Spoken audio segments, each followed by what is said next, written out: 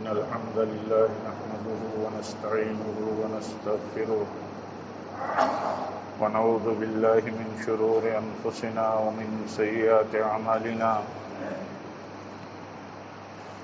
من يهده الله فلا مضل له ومن يضلل فلا هادي له وأشهد أن لا إله إلا الله وحده لا شريك له وأشهد أن محمدًا عبده ورسوله يا أيها الذين آمنوا اتقوا الله حق تقاته ولا تموتن إلا وأنتم مسلمون يا أيها الناس اتقوا ربكم الذي خلقكم من نفس واحدة وخلق منها زوجها وبث منهما رجالا كثيرا ونساء واتقوا الله الذي تساءلون به والأرحام إن الله كان عليكم رقيبا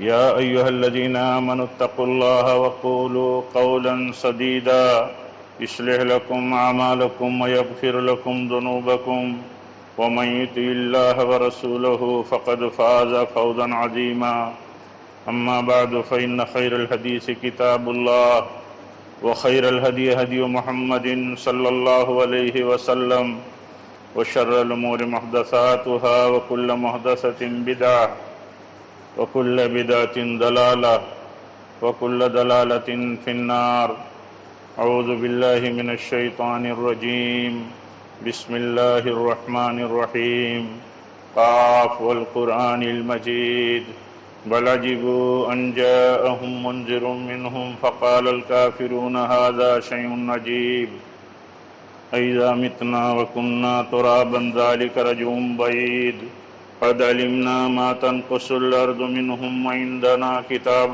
حفيظ بل كذبوا بالحق لما جاءهم فهم في أمر مريج أفلم ينظروا إلى السماء فوقهم كيف بنيناها وزيناها وما لها من فروج والأرض مددناها وألقينا فيها رواسي وأنبتنا فيها من كل زوج بهيج تبصرة وذكرى لكل عبد منيب ونزلنا من السماء ماء مباركا فأنبتنا به جنات وحب الحصيد والنخل باسقات لها طلع نضيد رزقا للعباد وأحيينا به بلدة ميتا كذلك الخروج كذبت قبلهم قوم نوح وأصحاب الرس وثمود وعاد وفرعون وإخوان لوط وأصحاب الأيكة وقوم تبع كل كذب الرسل فحق وعيد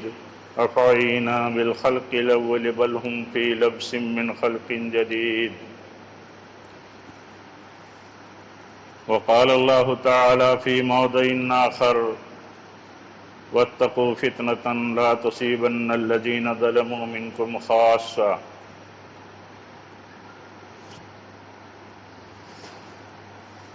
دینی بھائیوں، بزرگوں، عزیزوں، اللہ تعالیٰ نے جو دین ہمیں دیا ہے،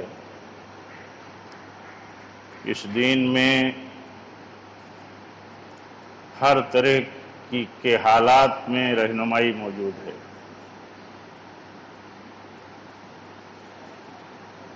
وہ حالات چاہے انفرادی نوعیت کے ہوں، اجتماعی نوعیت کے ہوں، اقتصادی نوعیت کے ہوں، سیاسی نوعیت کے ہوں، گویا کی حالات کسی بھی نوعیت کے ہوں، ہر طرح کے حالات میں ہمارے لیے رہنمائی اور گائیڈنس موجود ہے۔ یہ اور بات ہے کہ ہر طرح کے حالات میں ہمارے لیے کون سی رہنمائی ہے ہم عام طور پر نہیں جانتے ہیں یا نہیں جانتے ہوں، لیکن رہنمائی موجود ہے۔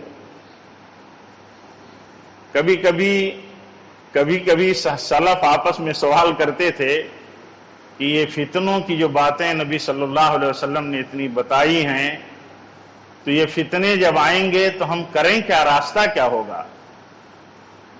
جیسے حضرت علی رضی اللہ تعالیٰ عنہ کے تعلق سے مشہور ہے اور اس کی تائید بھی ہے کہ ان سے پوچھا گیا کہ جب فتنے ہوں گے تو ہم فتنوں سے نکل کیسے پائیں گے، فتنوں میں پڑ گئے تو بچیں گے کیسے؟ تو انہوں نے جواب دیا کہ فتنوں سے بچنے کے لیے مخرج جو ہے، راستہ جو ہے، وہ اللہ کی کتاب ہے، جس میں پہلوں کے حالات بیان کیے گئے ہیں، کیسے کیسے پہلوں پر فتنے آئے، پھر ان کے لیے فتنوں سے نکلنے کا راستہ کیا تھا، بعد میں کیا کچھ ہوگا تو اس وقت کیا ہے، اور یہ قرآن کھول کھول کر کے ہر طرح کے حالات میں رہنمائی کر دیتا ہے۔ اب علم نہیں ہوگا قرآن کا، رہنمائی میں ہماری زندگیوں میں قرآن رول نہیں کرتا ہوگا، ہماری غفلتوں سے، ہمارے عدم تعلق سے، تو سیدھی سی بات ہے کہ ہم فتنوں کو نہیں سمجھ سکتے، فتنوں سے بچنے کی شکل اور اسباب ہم نہیں جان سکتے، کیونکہ جہاں سے ہمیں رہنمائی ملی ہے وہاں ہمیں علم نہیں ہے۔ مثال کے طور پر ایک موقع پر حضرت ابو سعید خدری، حضرت ابو مسعود رضی اللہ تعالیٰ عنہ نے پوچھا کہ یہ فتنے جب آئیں گے تو کیا کریں گے، کیسے نکل سکیں گے، کیسے بچ سکیں گے؟ تو حضرت حذیفہ رضی اللہ تعالیٰ عنہ فرماتے ہیں، کہتے ہیں کہ اپنا دین پہچانتے ہو کہ نہیں، یعنی اپنے دین کا علم ہے؟ تو انہوں نے کہا ہاں ہے اپنے دین کا علم۔ تو کہا جب فتنے آئیں گے اور تمہیں اپنے دین کا علم ہے تو یہی علم تمہیں بچا لے گا۔ حالات ایسے بن گئے جہاں کیا ہمیں کرنا ہے، دین میں رہنمائی موجود ہے، اسی لیے دین کا علم رکھنے والے لوگ فتنے چاہے سیلاب کی لہروں کی طرح، سمندر کی لہروں کی طرح آئیں تو سمجھتے ہیں کہ اس میں ہمیں کیا کرنا ہے، علم ہوگا تو وہ سمجھتے ہیں کہ ہمیں کیا کرنا ہے۔ لوگوں کو، یعنی ساری انسانیت کو، بالخصوص ہم ایمان والوں کو، تو اس طرح اللہ تعالیٰ نے ہمیں آگاہ کیا ہے کہ حالات جب فتنے کے بنے تو کیا کرو، مستقل اس پر مطلب علماء نے نبی صلی اللہ علیہ وسلم کی احادیث، تعلیمات کو جمع کر دیا، فتنوں کے باب باندھے، کتاب الفتن ہے، فتنوں کی تفصیلات مطلب حدیث کے ذخیروں میں موجود ہیں، فتنے آئیں گے تو کیا کرنا ہے، فتنے آئیں گے تو بچیں گے کیسے۔ فتنہ سمجھنا بھی ایک چیز ہے، فتنہ سمجھنا بھی بہت ضروری ہے۔ فتنہ سیاسی ہو، فتنہ اجتماعی ہو، فتنہ اخلاقی ہو، فتنے معاملات کے ہوں، ان کو سمجھنا ضروری ہے، نہیں سمجھے گا آدمی تو ملوث ہو جائے گا۔ اسی لیے کہتے ہیں حضرت حذیفہ رضی اللہ تعالیٰ عنہ کہ یہ بھی فتنہ ہے کہ آدمی حق اور باطل نہ پہچان سکے، کیونکہ حق اور باطل جب پہچانے گا ہی نہیں تو حق کی پیروی کیسے کرے گا، باطل سے بچے گا کیسے؟ اور نبی صلی اللہ علیہ وسلم نے اس کی پیشین گوئی کی تھی، آپ نے بتایا تھا کہ آگے حالات ایسے بنیں گے کہ دھندلا سا ماحول ہوگا، دخانی حالات ہوں گے، ایسا ہوگا جیسے دھندلا ہو، دھواں ہو، مطلب فضا میں، اور موسم صاف نہ ہو تو ہر چیز صاف نظر نہ آئے۔ تو آپ نے فرمایا ایسے حالات آئیں گے کہ دخان جیسے حالات ہوں گے، دخانی حالات ہوں گے، دھواں ہوگا، یعنی آدمی کو سمجھ میں نہ آئے گا، سب برابر نظر آئے گا۔ آج یہی صورتحال ہے کہ عام لوگوں کے سامنے حق و باطل سب برابر ہے، اس کی پیروی کریں کہ اس کی پیروی کریں، اس لیے کچھ نہیں سمجھ میں آتا تو کہتا سب ٹھیک ہے۔ یہ بھی ایک مذہب بن گیا کہ سب ٹھیک ہے۔ یہ سب ٹھیک ہے کا مذہب، یہ جو ہے یہ دین نہیں ہے، یہ دین نہیں ہے، باطل راستہ ہے۔ پیارے نبی صلی اللہ علیہ وسلم نے بہت واضح 2-4 کی طرح 2 ٹوک انداز میں سمجھایا ہے کہ حق کا راستہ کیا ہے، باطل راستہ کیا ہے، اور اس سے بچنے کا طریقہ کیا ہے۔ آپ نے فرمایا صلی اللہ علیہ وسلم کہ میرے بعد، آپ صلی اللہ علیہ وسلم نے نصیحت کی ایک موقع پر، اس موقع پر جب صحابہ آپ کی نصیحتوں پر رونے لگے اور آپ سے پھر درخواست کرنے لگے کہ جیسے کسی رخصت ہونے والے کی آپ نصیحت کر رہے ہیں، تو آپ ہمیں نصیحت اور کریے۔ تو آپ صلی اللہ علیہ وسلم نے فرمایا کہ میں تمہیں نصیحت کرتا ہوں کہ میرے بعد تم بہت اختلاف دیکھو گے، بہت اختلاف۔ خبردار، جب بہت اختلاف دیکھنا میرے بعد تو میری سنت کی پیروی کرنا۔ جتنے اختلافات اور جتنے مسائل، جتنے طریقے، اس میں یہ بات کہہ کر کے نکل جانا کہ یہ اختلافات ہے تو کیا سبھی صحیح ہے، سبھی لوگ صحیح ہیں؟ سبھی کیسے صحیح ہیں؟ آپ صلی اللہ علیہ وسلم کی اس حدیث کا آپ جواب دیجئے کہ آپ فرماتے ہیں میرے بعد تم بہت اختلاف دیکھو گے، خبردار اختلافات میں تم میری سنت کی پیروی کرنا۔ جب بہت ساری باتیں اور بہت سارے طریقے اور ایک ہی مسئلے میں بہت الگ الگ مسئلے نظر آتے ہوں تو اس میں طریقہ کیا ہے بچنے کا؟ ایک انصاف پسند اور اختلاف سے بچنے والے مومن کا طریقہ یہ ہے کہ اس میں ڈھونڈ لے اس کے نبی کا طریقہ کیا ہے، اختلاف نہ کرے، کیونکہ اختلاف فتنہ ہے۔ اختلاف سے بچنے کے لیے ایک موقع پر حضرت عبداللہ ابن عمر فرماتے ہیں امیر معاویہ رضی اللہ تعالیٰ عنہ نے کوئی بات کہی تو انہیں ناگوار گزرا، وہ امیر المومنین تھے، تو ناگوار گزری بات تو صبر کر گئے۔ صبر کر گئے کیا سوچ کر کے صبر کر گئے کہ امیر المومنین ہیں، اگر ہم نے آج ان سے اختلاف کی بات کھڑے ہو کر کے کر دیا اور اختلاف کہیں بڑھ گیا تو صبر کر لینا ٹھیک ہے، صبر کر لینا ٹھیک ہے۔ اس بات کو جب انہوں نے بیان کیا تو انہیں کہا گیا کہ آپ نے صحیح فیصلہ کیا۔ کبھی کبھی فتنوں میں اس کی ضرورت ہوتی ہے کہ آدمی کہیں کوئی بات بولے اور وہ مسئلہ بڑا بن جائے تو نہ بولے، کیونکہ کبھی کبھی نہ بولنے میں بھلائی ہوتی ہے، لیکن اس کو بے چین ہونا، اس کو فکر مند ہونا، یہ سب چیزیں دین کی اور ایمان کی نشانیوں میں سے ہیں۔ غلطی کہیں بھی کسی سے بھی ہوتی ہے، کہیں بھی ہوتی ہے غلطی، اور کہیں کسی بھی سطح کی بھی ہوتی ہے، لیکن ہماری ذمہ داری بنتی ہے کہ ہم حالات میں فتنوں سے بچنے کی راہ پر چلیں اور اختلاف میں سنت کی پیروی کرنے کی کوشش کریں۔ یہ ہمارا فرض ہے۔ اگر ہم نے پوری کوشش نہیں کی تو ہم نہیں بچ پائیں گے، اور آج یہی صورتحال ہے۔ جیسے حضرت حذیفہ رضی اللہ تعالیٰ عنہ فرماتے ہیں کہ یہ بھی فتنہ ہے کہ آدمی کو حق و باطل سمجھ میں نہ آئے، نہیں سمجھ میں آتا ہے کہ حق کیا ہے باطل کیا ہے، تو ظاہر سی بات ہے کہ وہ کچھ نہیں کر پائے گا۔ اس کا طریقہ کیا ہے؟ اس کا طریقہ یہ ہے کہ وہ حق جاننے کی کوشش کرے، فکر کرے، جیسے اپنے دنیا کے امور میں، دنیا کے مسائل میں وہ لالچی ہے بہتر سے بہتر، صحیح سے صحیح ریزلٹ تک پہنچنے کے لیے اپنے پورے سورسز، پوری کوششیں صرف کرتا ہے، ایسے اس کی ذمہ داری اس کے دین کے بارے میں اور زیادہ ہے کہ وہ کوششیں صرف کرے کہ صحیح کیا ہے غلط کیا ہے۔ جب اللہ کے نبی صلی اللہ علیہ وسلم نے یہ بات بیان فرمائی ہے کہ بعد میں خیر آنے کے بعد شر آئے گا، شر، اور آپ نے کہا یہ بھی شر ہوگا کہ حالات ایسے ہوں گے کہ آدمی کے سمجھ میں نہیں آئے گا کہ حق کیا ہے باطل کیا ہے، تو کون لوگ حق پر بچیں گے، صحیح راہ پر کون بچ پائیں گے؟ وہی لوگ جو پیروی کریں گے سنتوں کی، صحیح دین کی، صحیح عقیدے کی، اور معاملات میں صحیح راہ پر ہوں گے۔ معاملات میں صحیح راہ کا معنی یہ ہے کہ ہم اپنے لیے جو پسند کرتے ہیں وہی اپنے بھائیوں کے لیے بھی پسند کریں، وہی لوگوں کے لیے پسند کریں، ہم اپنے لیے جو پسند کرتے ہیں۔ مان لیجئے آج فتنے کتنے ہیں، دنیا میں بہت سارے فتنے ہیں، ہمارے خلاف بھی فتنے ہیں، ہمارے داخلی فتنے ہیں مسلمانوں کے اندر کے، اور آپس کے فتنے حد سے زیادہ ہیں۔ امت کا نقصان، امت کی تباہی اپنے ہاتھوں سے جتنی ہے اور ہو رہی ہے اور ہوگی، اتنا غیروں کے ہاتھوں سے نہیں ہوگی۔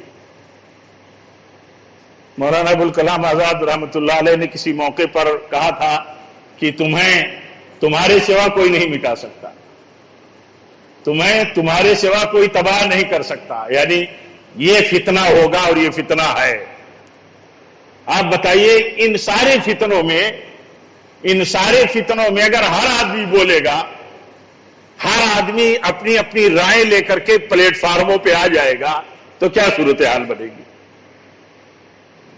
ایک کنفیوژن کا ماحول ہو جائے گا، کنفیوژن کا، کسی کے کچھ سمجھ میں نہیں آئے گا، کسی کے کچھ سمجھ میں نہیں آئے گا کہ کیا ہے، کیا کرنا چاہیے۔ اسی لیے یہ ضروری ہے، یہ ہمارے لیے ضروری ہے کہ ہم صحیح موقف پر رہے، کتاب و سنت سے جڑے رہے۔ نبی صلی اللہ علیہ وسلم سے جب پوچھا گیا کہ یہ خیر ہے، ہم اسلام پر آ گئے، خیر آ گیا ہمارے ہاتھ میں، تو کیا اس کے بعد بھی شر آئے گا؟ تو آپ نے فرمایا ہاں۔ لمبی حدیث میں آپ نے آخر میں فرمایا، کہا کتاب اللہ کا علم حاصل کرو، اس پر چلو، کتاب اللہ سے جڑے رہو، اس پر چلو، تم شر سے بچ جاؤ گے۔ کتاب اللہ ہمیں ایمان کی تعلیم دیتا ہے، ہمیں اللہ تعالیٰ بتاتا ہے کہ ہم اس کی بندگی کے لیے پیدا کیے گئے ہیں، ہمیں اللہ تعالیٰ تعلیم دیتا ہے کہ ہمارے اخلاقیات بلند ہو، ہمارا کیریکٹر بلند ہو، ہمیں تعلیم دیتا ہے قرآن۔ جہاں اخلاقیات کے دیوالیے ہوں، جہاں اخلاق کی کوئی چیز نہ ہو بلکہ فحش، عریانیت، حتیٰ کہ عیاشیاں عام ہو، آپ بتائیے وہاں ایک مسلمان کیسے بچ سکتا ہے؟ اس سے بڑا کوئی فتنہ اخلاقی ہے کہ کوئی معیار نہیں، کوئی چھوٹے بڑے کی تمیز نہیں، کوئی عفت و آبرو کا اب پیمانہ عام طور پر نہیں رہ گیا۔ کہیں ہمارے بچے، ہمارا سماج کہیں اخلاق اور کیریکٹر کے سلسلے میں ذرا بھی سیریس نہیں نظر آتا، تو آپ بتائیے کیسے بچے گا سماج؟ کیسے بچیں گے ہم، ہماری اولاد، ہمارے بچے، ہماری بچیاں کیسے بچیں گی؟ ظاہر سی بات ہے کتاب و سنت کی رہنمائی میں رہ کر کے ہی بچ سکتے ہیں۔ جہاں کوئی آزادی کا تصور آیا وہاں نبی صلی اللہ علیہ وسلم کی تعلیم مل گئی۔ ایک نوجوان کو، ایک امتی کو، ایک مومن کو کیا تعلیم مل گئی؟ اگر تمہارے دل میں برائی کا، تمہارے دل میں کسی قسم کی بد اخلاقی کا جذبہ یا وسوسہ ہے، یا خواہشیں اندر پیدا ہو رہی ہیں، اور تم چاہتے ہو کہ تمہیں آزادی ہونی چاہیے، تمہیں برائی کرنے کے لیے کوئی رکاوٹ نہیں ہونی چاہیے، کون سی رکاوٹ بچی ہے؟ قانونی سرپرستی حاصل ہے، سماج میں کوئی کچھ نہیں کر سکتا، ماں باپ اپنے اخلاقی دباؤ سے ہی، دینی دباؤ سے ہی کچھ کر سکتے ہیں، وہ بھی کچھ نہیں کر سکتے۔ اگر ہماری اولاد اور ہمارا سماج آزادانہ بد اخلاقی کی راہ پر جائے تو کوئی نہیں کچھ کر سکتا۔ اس فتنے سے بچنے کا راستہ کیا ہے؟ اللہ کا دین ہی ہے۔ اللہ کا دین ہمارا ایمان ہے، ہمارا ایمان اللہ پر اور آخرت پر، تقدیر پر، یہی ہمارا ایمان ہمیں بچا سکتا ہے۔ پیارے نبی صلی اللہ علیہ وسلم کی وہ کتنی بڑی تربیت تھی کہ آپ فرماتے ہیں اس نوجوان سے، جو نوجوان کہتا ہے یا رسول اللہ صلی اللہ علیہ وسلم مجھے زنا کی اجازت چاہیے، تو آپ فرماتے ہیں کیا تم اپنی ماں کے لیے پسند کرو گے؟ کیا تم اپنی بہن کے لیے پسند کرو گے؟ اپنی خالہ، اپنی پھوپھی کے لیے پسند کرو گے؟ اپنی بیٹی کے لیے پسند کرو گے؟ وہ نوجوان کہتا ہے ایسا کہے کون پسند کرے گا؟ تو آپ نے فرمایا آخر زنا کی جو اجازت مانگی جا رہی ہے، تو آخر جس کے ساتھ بھی یہ عمل ہوگا وہ کسی نہ کسی رشتے میں کسی نہ کسی کی ماں ہو سکتی ہے، بہن ہو سکتی ہے، بیٹی ہو سکتی ہے، خالہ پھوپھی ہو سکتی ہے۔ پھر دعا کرتے ہیں نبی صلی اللہ علیہ وسلم اس نوجوان کے لیے، اور اس کو اللہ تعالیٰ اس کے جذبے، اس کی سچائی تھی جو دل میں تھی، وہ راستہ تلاش کر رہا تھا، وہ جذبہ تھا، ایسا نہیں تھا کہ وہ کوئی دل میں کچھ تھا اور ظاہر میں کچھ تھا۔ لیکن دیکھیے نبی صلی اللہ علیہ وسلم کی تعلیم نے اور صحیح جذبے نے اور آپ کی دعاؤں نے اس نوجوان کو بچا لیا، بچا لیتا ہے، بچ جاتا ہے آدمی۔ آپ صلی اللہ علیہ وسلم جب نصیحت کرتے ہیں، کہتے ہیں فتنوں کی جگہوں سے بچو۔ فتنوں کے جگہوں سے بچنے کے لیے جہاں فتنے کام اپنا کر جائیں، ایسے حالات پر اگر کنٹرول کر سکتے ہو تو کرو۔ کیوں کرو؟ فتنہ بہت دھیرے دھیرے آتا ہے، سرایت کرتا ہے دل و دماغ میں، پھر جگہ بنا لیتا ہے، پھر اتنی جگہ بنا لیتا ہے، اتنی پکڑ کہ آدمی فتنوں ہی کو، دین کی مخالفتوں کو ہی اصل سمجھنے لگتا ہے، وہ سب کو مسترد کر دیتا ہے، دین مسترد کر دے گا، بڑوں کا قدر مسترد کر دے گا، چھوٹے بڑے کی تمیز ختم کر دے گا، سب ختم کر دے گا۔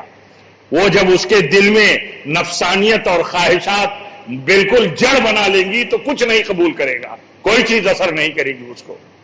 اس لیے فتنوں سے بچنے کی تعلیم آپ دیا کرتے تھے۔ آپ سوچئے کتنی بڑی بات تھی، کتنی بڑی بات تھی کہ آپ صلی اللہ علیہ وسلم اعتکاف میں تھے۔ کہاں تھے؟ اعتکاف میں، مسجد نبوی میں آپ اعتکاف میں تھے۔ آپ سے آپ کی بیوی، ہم سب ایمان والوں کی ماں آئی تھی کسی ضرورت کے تحت، اور وہ جانے لگی تو آپ انہیں چھوڑنے نکل گئے مسجد سے۔ باہر دو نوجوان انصاری صحابی آ گئے تو آپ فرماتے ہیں کہ یہ فلاں ہے، یہ میری بیوی ہے۔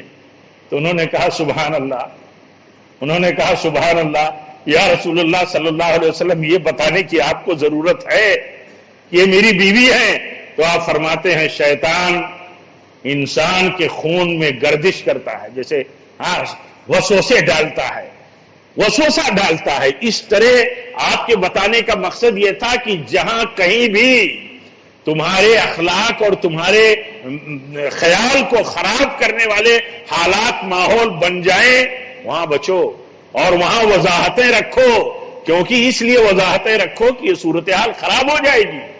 آپ مان لیجئے ہم کتنے کمزور ہو گئے آج اخلاقی بگاڑ کے سماج میں، ہر ایک سیلاب ہے اخلاقی بگاڑ کا، ہمارا کتنا کنٹرول ہے، بیان کرتے ہوئے دل دکھی ہوتا ہے، اور آدمی افسوس کے سوا کچھ نہیں کر سکتا کہ ہم اپنوں پہ اپنے گھروں میں نہیں کنٹرول کر پا رہے ہیں۔ دنیا کی تو باتیں ہم کرتے ہیں، دنیا کی تو ہم باتیں کرتے ہیں کہ فلاں فلاں کیوں نہیں کر لیتا، فلاں ظلم ہو رہا ہے تو فلاں کے خلاف اقدام کیوں نہیں ہو جاتا۔ جتنا ہو سکتا ہے جن کی ذمہ داری ہے کرنا چاہیے، لیکن جہاں ہم جو کچھ کر سکتے ہیں وہاں ہم کیا کر پا رہے ہیں؟ آپ بتائیے، ہم اپنے گھروں کو نہیں کنٹرول کر پا رہے ہیں، اپنے بچوں کو نہیں کنٹرول کر پا رہے ہیں، ان پر ہمارا پاور نہیں کام کر رہا ہے، ہم فیل ہے۔ ایمان کی، دنیا داری کی، مصلحتوں کی بہت ساری وہ ہو سکتے ہیں اسباب، اور بہت ساری وجوہات ہو سکتی ہیں، ہم فیل ہیں، ہم چھوٹا اپنے آپ کو نہیں کنٹرول کر پا رہے ہیں۔ دنیا کے سے جہاد کی باتیں کرتے ہیں، ہم اپنے سے جہاد نہیں کر پاتے ہیں، جبکہ سب سے بڑا جہاد یہ ہے کہ آدمی خود اپنے سے جہاد کرے، برائیوں سے لڑے، برائیوں سے بچنے کے لیے اپنے آپ کو بچائے۔ ہم گناہوں سے لڑ کر کے اپنے آپ کو نہیں بچا پاتے ہیں، ہم کیا دنیا سے لڑ کر کے اپنے آپ کو بچا پائیں گے؟ ہمارے نزدیک دین کی کیا حیثیت ہے؟ دین کی کوئی حیثیت نہیں عام طور پہ بچی ہے۔ جذباتیت کے سوا جذبے نہیں ہیں، جذبے ہیں تو جذباتیت کے ہیں، یعنی سچے جذبے، وصول کے جذبے، دین کے دائرے میں رہنے والے جذبے، عقل کے تحت رہنے والے جذبے نہیں ہیں، سب باہر ہے۔ عقل نہیں کام کرتی ہے۔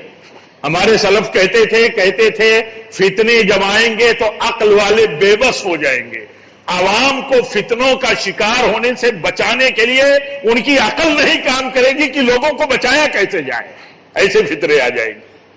ایسے ہی فتنے ہیں۔ آج دیکھیے جب بھی کوئی فتنہ ہمارے سامنے آتا ہے تو ہر آدمی بولتا ہے، ہر آدمی کا الگ الگ منہج ہے، طریقہ ہے۔ آج ہماری سمجھ میں نہیں آتا، کہ آپ کی سمجھ میں نہیں آئے گا کہ ہم کیا کریں کیا نہ کریں۔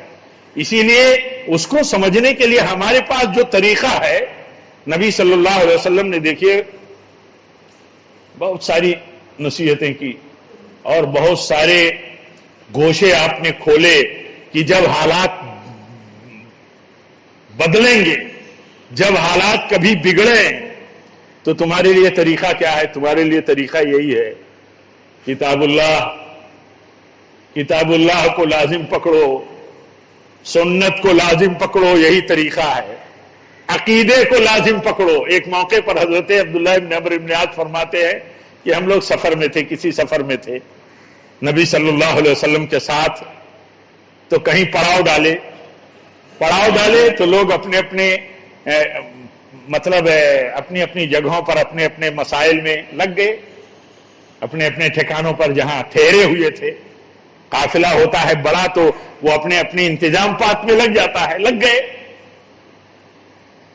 یہاں تک کہ نبی صلی اللہ علیہ وسلم نے ایک شخص کو بھیجا، کہا آواز لگا دو، یعنی ایک منادی کو بھیجا، کہا ندا لگا دو، لوگ جمع ہو جائیں. جمع ہو گئے.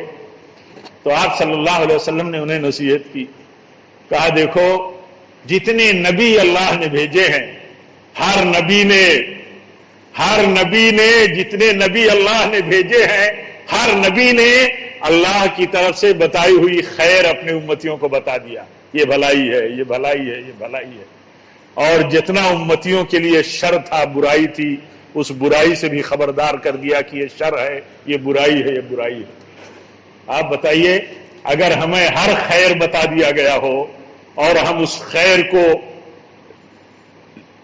لینے میں، اس خیر کے لیے سیریس ہوں، فکر مند ہوں، اور شر ہمیں بتا دیا گیا یہ برائی ہے، یہ برائی ہے، یہ فتنہ ہے، اس سے ہم بچنے والے ہوں، تو آپ بتائیے کتنی بڑی بات ہے. آپ نے جمع کر کے بتایا، خیر، ہر خیر سارے نبیوں نے بتا دیا.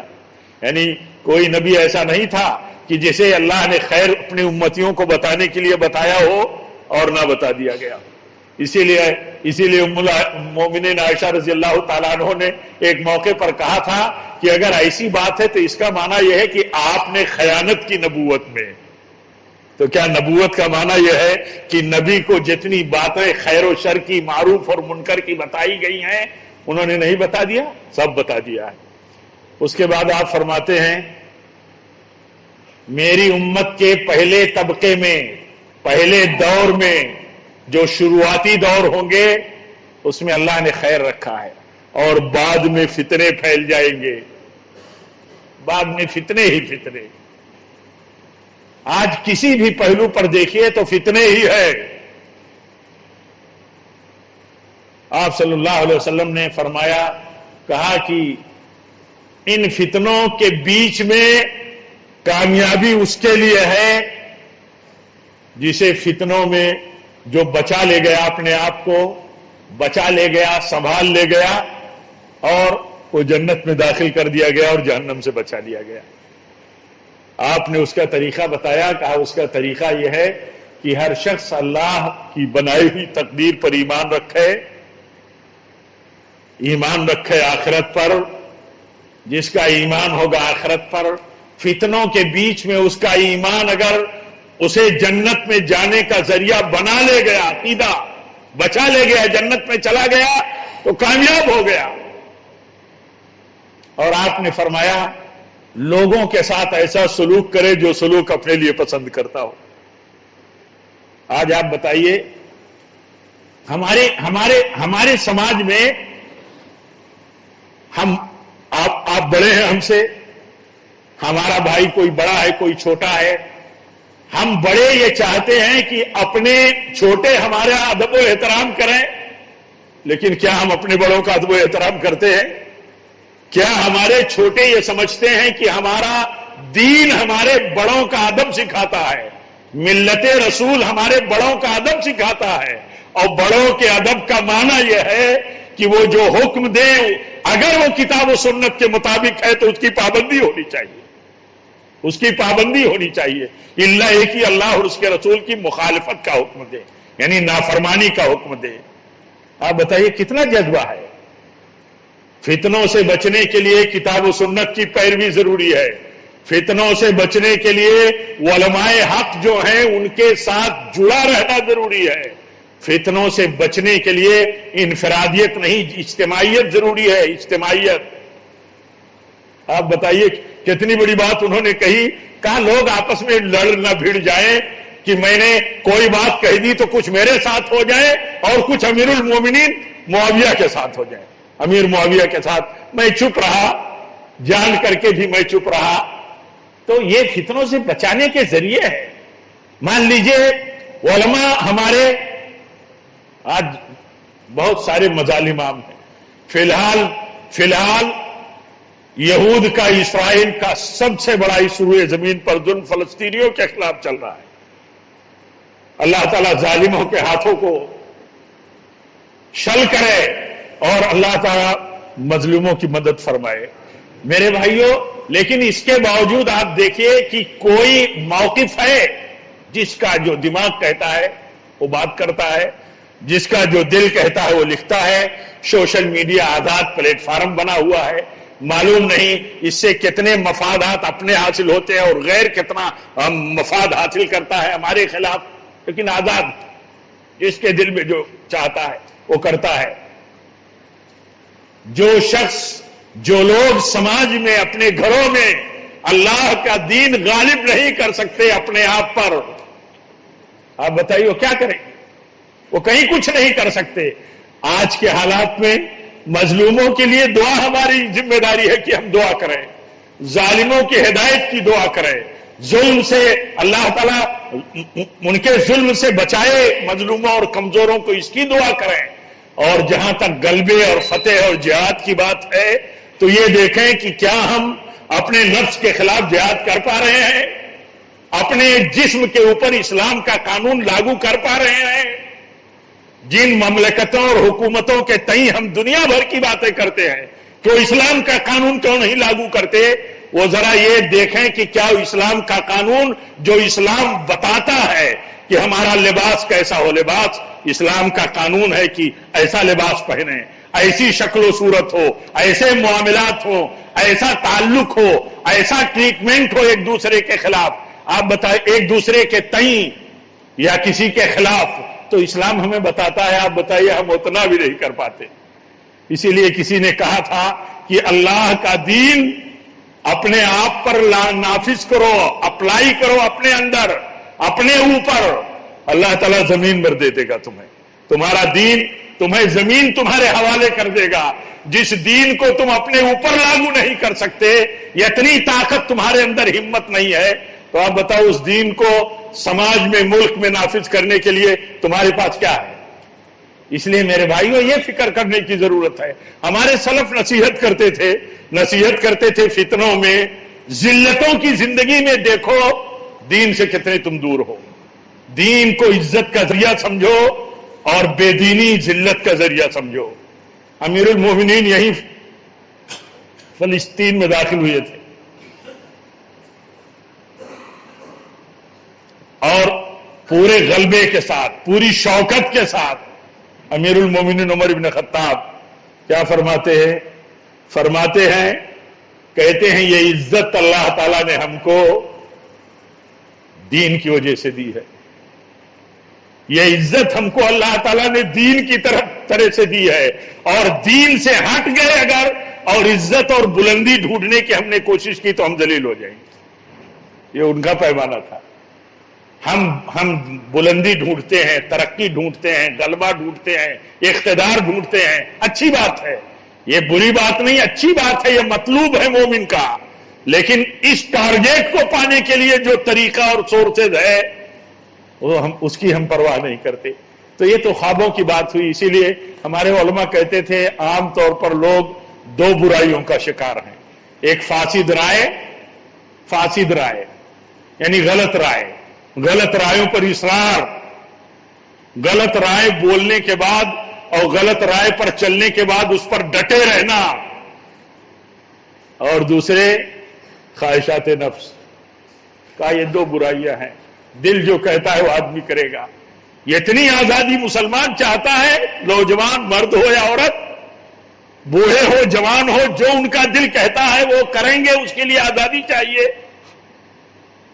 اتنی شیطانیت پر لوگ اتر گئے کہ ان کا جسم ہے تو ان کی مرضی، ان کی زندگی ہے تو ان کی مرضی، آزادی ہے، آزادی میں جیسا چاہے وہ کریں. یہ کسی مسلمان کے لیے نہیں. مسلمان اگر فاسد رائے اور نفس کا غلام ہو گیا تو اللہ کا بندہ نہیں رہا. سچ میں اللہ کا بندہ نہیں رہا. اس لیے ہر موقع پر، ہر موقف پر فتنوں کے حالات جبکہ ہر طرف گھیرے ہیں. حدیث میں آتا فتنے جب آئیں گے جیسے چٹائیوں کی تیلیاں ہوتی ہیں، تیلیاں، کتنی تیلیوں سے ایک چٹائی بنتی ہے، بنی جاتی ہے، ایسے جڑی ہوں گے فتنے. مومن کہے گا یہ فتنہ ہمیں ہلاک کر دے گا، تب تک تھوڑی سی راحت ہوگی. ابھی کورونا کی ایک لہر تھی، دوسری لہر نے اور ہلاکت خیزی مچائی. معلوم نہیں کیا حالات بننے والے ہیں، اللہ بہتر جانے. تو آپ فرماتے ہیں مومن کہے گا فتنہ دیکھے گا کہ یہ تو فتنہ ہمیں مار ڈالے گا، تب کچھ راحت ہوگی، کچھ ریلیف ہوگی، تب تک پھر فتنے آئیں گے بڑے خطرناک، تو کہے گا یہ تو اب ہمیں نہیں بچائے گا، اب تو ہم بالکل بچنے والے نہیں ہیں۔ اس وقت اس کا کام یہ ہے کہ وہ اپنے آپ کے ایمان کی حفاظت کر لے، عقیدے کی حفاظت کر لے، لوگوں کے ساتھ جو بیوہار کرے، بیوہار ایسا بیوہار کرے جیسا بیوہار وہ اپنے لیے پسند کرتا ہے۔ اگر ہم کسی کو کچھ دیتے ہیں تو چاہتے ہیں ہمیں مل جائے واپس، ایسے ہی ہر آدمی کو سوچنا چاہیے کہ اگر ہم نے کسی سے لیا تو ہمیں دے دینا چاہیے۔ سماج اتنا بڑا فتنوں کا شکار ہو گیا کہ دینے والے سماج میں قرض دیتے ہوئے ڈرتے ہیں کہ دے دیا تو نہیں ملنے والا، ایسا سماج ہو گیا۔ کتنا بڑا فتنہ ہے، سماج ایسا ہو گیا کہ ہم مومن ہیں، ایک دوسرے کے ایمان کے فکر مند ہیں اور لالچی بھی ہونا چاہیے۔ ہم میں ہر آدمی ایک دوسرے کو کافر، فاسق، فاجر جو چاہتا ہے پیچھے کہتا رہتا ہے، ایسا لگتا ہے جسے کچھ ڈر نہیں ہے، کچھ ڈر نہیں۔ اس لیے میرے بھائیوں، ایسے حالات پہ ہماری ذمہ داری بنتی ہے کہ ہم اپنے دین کی حفاظت کریں، اپنوں کی حفاظت کریں، اپنی ذمہ داری پہلے سمجھیں، دوسروں کو ذمہ دار بتانے سے پہلے دیکھیں جتنی ذمہ داری ہم ادا کر سکتے ہیں، جتنی رسپانسبلٹی ہم ادا کر سکتے ہیں، کیا ہم وہ کر پا رہے ہیں؟ اگر ہم خود نہیں کر پا رہے ہیں تو دوسروں کو ذمہ دار ہی رات دن ہر مجلس ہر حالات میں بتاتے رہنا، یہ دین نہیں ہے۔ اللہ تعالی ہم سب کو صحیح سمجھ عطا فرمائے۔ اللہ تعالی ان حالات میں، جن حالات میں مسلمان مبتلا ظلم ہیں، ہمارے بھائی فلسطینی مبتلا ظلم ہیں یہود کے، اللہ تعالیٰ ان پر تو رحم فرما۔ ظالموں کو اے اللہ تعالیٰ تو کمزور کر دے، ظالموں کو ظلم و زیادتی سے ہر جگہ، ہر مقام، ہر زمان میں اے اللہ تو اہل ایمان اور مظلوموں کی حفاظت فرما۔ اے اللہ جب تک ہم دین پر رہے، جب تک ہم زندہ رہیں تیرے دین پر رہیں، تیرے نبی کی سنت پر رہیں، اور اے اللہ جب بھی ہماری موت ہو تو نبی صلی اللہ علیہ وسلم کے سنت اور طریقے پر ہو۔ وآخر دعوانا الحمدللہ رب العالمین۔